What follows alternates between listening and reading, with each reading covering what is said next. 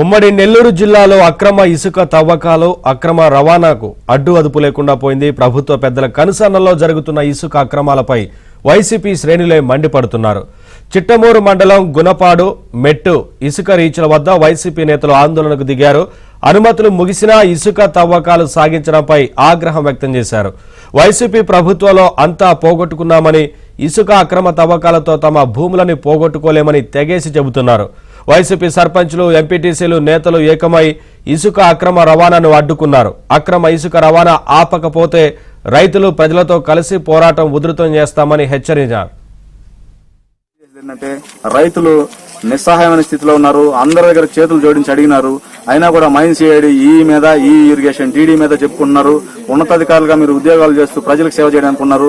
ఎవరో కాంట్రాక్టర్లు ఒత్తిడికి లొంగద్దు. దయచేసి మీకున్న ఉన్నతాధికారులను వినియోగించి 9/1/2024కి పరిమితులైపోయిన ఈ ఇసుక డీసిల్టేషన్ పాయింట్ ని నిలుపుదల చేయాలా, అక్రమ రవాణాను ఆపాలని కోరుకుంటున్నాము. రైతు బతుకుంటేనే ఎవరైనా బతుకుంటారు.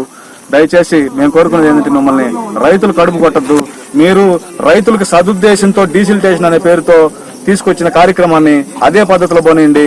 మా రైతు పక్షపాత ప్రభుత్వం కాబట్టి ఇక్కడ ఇసుక మేటను తొలగిస్తే రైతులకి ఇంకా నీటి నిల్వలు పెంచని సదుద్దేశంతో పర్మిషన్లు ఇస్తే కాంట్రాక్టర్లు దాన్ని తప్పుదారి పట్టిస్తున్నారు. కాబట్టి మేము ఈ విషయాన్ని మా నాయకులందరం కలిసి కూడా పైవారికి తీసుకెళ్తాము. కాబట్టి మీడియా మిత్రులందరూ సహకరించి ఇది అందరి దృష్టికి తీసుకెళ్లే విధంగా చేసి మాకు తగు న్యాయం చేస్తారని చెప్పి వెంటనే ఈ ఇసుక డీసిల్టేషన్ పాయింట్ నిలుపుదల చేస్తారని చెప్పి పత్రికాముఖంగా తెలియజేసుకుంటూ నమస్కారాలు. అప్డేట్స్ మా కరెస్పాండెంట్ మహేష్ అందిస్తారు. మహేష్. నవీన్, ఉమ్మడి నెల్లూరు జిల్లాలో అక్రమ ఇసుక తవ్వకాలు రవాణాకి అడ్డు అదుపు లేకుండా పోతుంది. ప్రధానంగా చూస్తే రీచ్లన్నింటిలో కూడా యథేచ్ఛగా పెద్దపాటి భారీ యంత్రాలు తవ్వకాలు సాగిస్తూ పెద్ద పెద్ద టిప్పర్లతో ఇసుక రవాణా సాగిస్తున్నటువంటి పరిస్థితి ఉంది. ఇలా అడ్డగోలుగా పెద్ద ఎత్తున ఇసుక అక్రమ తవ్వకాల వల్ల ఆయా ప్రాంతాలన్నీ కూడా చాలా ఇబ్బంది పడే పరిస్థితులు ఏర్పడుతూ ఉన్నాయి. ప్రధానంగా చూస్తే పెన్నా నది తీర ప్రాంతంలో ఈ ప్రాబ్లం చాలా తీవ్రంగా ఉంది. పెన్నా నది తీరంలో ఆ చివరి ప్రాంతంలో అంటే సముద్రానికి దగ్గరగా ఉండే ప్రాంతంలో ఆటుపోట్ల వల్ల, సముద్రంలో ఆటుపోట్ల వల్ల ఆ నీరంతా పెన్నా నదిలోకి వచ్చి మళ్ళీ సముద్రంలోకి వెళుతూ ఉంటుంది. అయితే ఎక్కడికక్కడ పెద్దపాటి గుంతలు తీయటం కారణంగా ఆ ఉప్పు నీరంతా కూడా నదిలోకి ఎగువకు పారే పరిస్థితి. దీనివల్ల ఆయా ప్రాంతాలు ఊళ్ళల్లో భూగర్భ జలాలన్నీ కూడా పాడైపోతున్నాయి.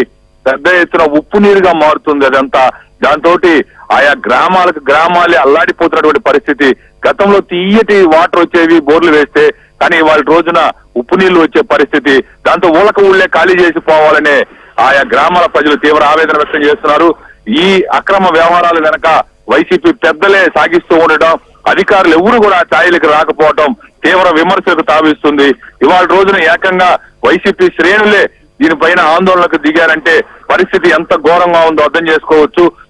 చిట్టమూరు మండలం గుణపాడు మెట్టు ఇసుక రీచుల్లో ఈ రోజు వైసీపీ నేతలు, ప్రజాప్రతినిధులు లారీల్ని, యంత్రాల్ని అడ్డుకున్నారు.